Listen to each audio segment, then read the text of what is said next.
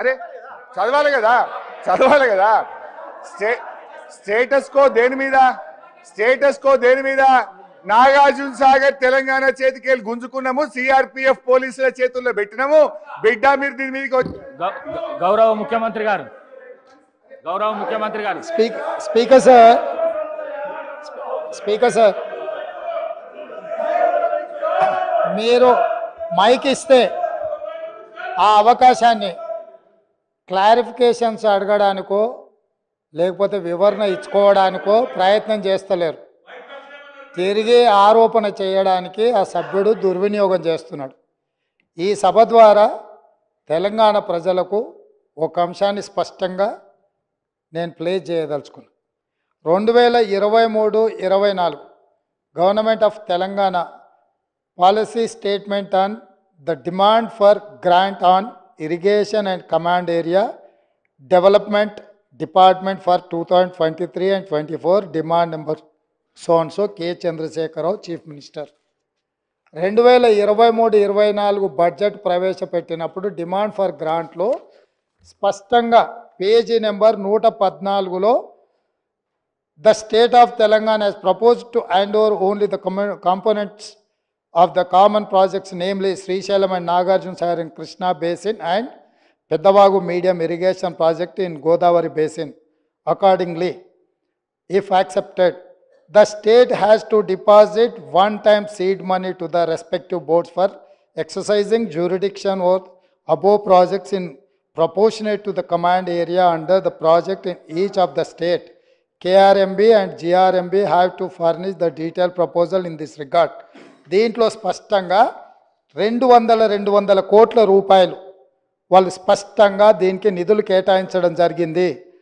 Both states of Telangana and AP have to provide one time seed money ₹200 crores each to the KRMB and GRMB.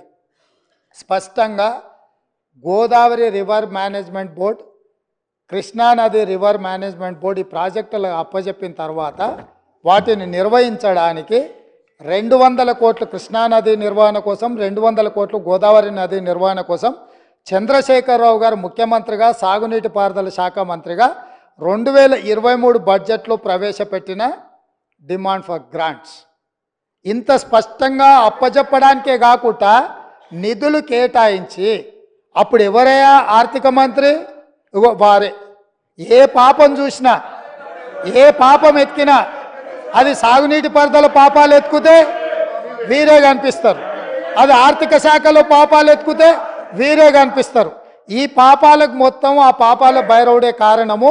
ఇక్కడ స్పష్టంగా నిధులు కేటాయించారు. ఈ కాగితం నేను మా ఇంట్లో తయారు చేసింది కాదు, ఈ శాసనసభలో ఆర్థిక మంత్రిగా వారు ప్రవేశపెట్టింది 2023-24 బడ్జెట్ సందర్భంగా. కాబట్టి ఈరోజు బుకాయించినంత మాత్రాన వాస్తవాలు అవాస్తవాలు కావు.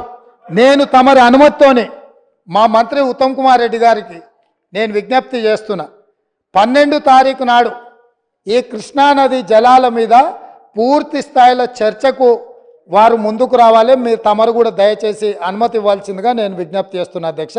అదేవిధంగా కాళేశ్వరం అవినీతికి సంబంధించి 13 తారీఖు నాడు ఈ సభలో ఉన్న 119 మంది శాసనసభ్యులను మేడిగడ్డ పర్యటనకు బస్సులు పెట్టి మనం తీసుకెళ్దాము. అక్కడ వారి అందం సందం, ఆ మేడి పండు బిస్కుతే పొట్టలు ఎన్ని పురుగులు ఉన్నాయో మొత్తం తీసుకెళ్లి చూపిద్దాం. దయచేసి తమరి ద్వారా ఈ సభలో ఉన్న 119 మంది శాసనసభ్యులకు, శాసన మండలిలో ఉన్న 40 మంది శాసన మండలి సభ్యులకు 13 తారీఖు నాడు ఉదయం 10:30 గంటలకు 13 తారీఖు నాడు ఉదయం 10:30 గంటలకు ఈ శాసనసభ నుంచి అందరం వెళ్ళడానికి సంపూర్ణంగా ఏర్పాట్లు మా ప్రభుత్వం చేస్తుంది. ఈ రాష్ట్రము, ఈ ప్రజలు ఈ నీళ్ల కోసం, తెలంగాణ సాధన కోసం సావు నోట్లో తలకాయలు పెట్టిన పెద్దలు కల్వకుంట్ల చంద్రశేఖరరావు గారు కూడా 12 తారీఖు నాడు డిస్కషన్లో భాగస్వామ్యం తీసుకోవాలి. 13 తారీఖు నాడు కాళేశ్వరం పర్యటన కూడా రావాల్సిందిగా ఈ వేదిక మీద నుంచి వారికి మా ప్రభుత్వం ఆహ్వానం పలుకుతుంది. మీరు వారికి 12 నాడు చర్చలో పాల్గొనడానికి, 13 నాడు కాళేశ్వరం పర్యటనకు మీరు ఆదేశాలు ఇవ్వాల్సిందిగా ఆ సభ్యుడికి తమరికి విజ్ఞప్తి చేస్తున్న అధ్యక్ష. పాయల్ శంకర్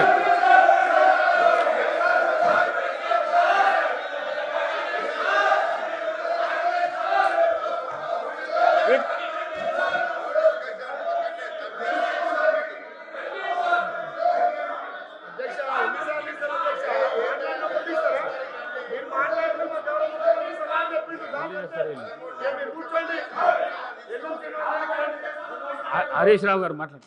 ఇప్పుడు గౌరవ ముఖ్యమంత్రి గారితో నా మనవి, మీరు ఎంతసేపు అన్న మాట్లాడండి, మీ మైకులు కట్ చేయము, మీరు ఎంతసేపు అన్న మాట్లాడొచ్చని బయట ఉపన్యాసాలు కొట్టుడు కాదండి, చేతుల్లో రుజువు చేయండి, మైక్ ఇవ్వండి, హరీష్ రావు గారు సావధానంగా వినండి, హరీష్ రావు గారు. అవసరం చేయండి. మైక్ ఎందుకండి?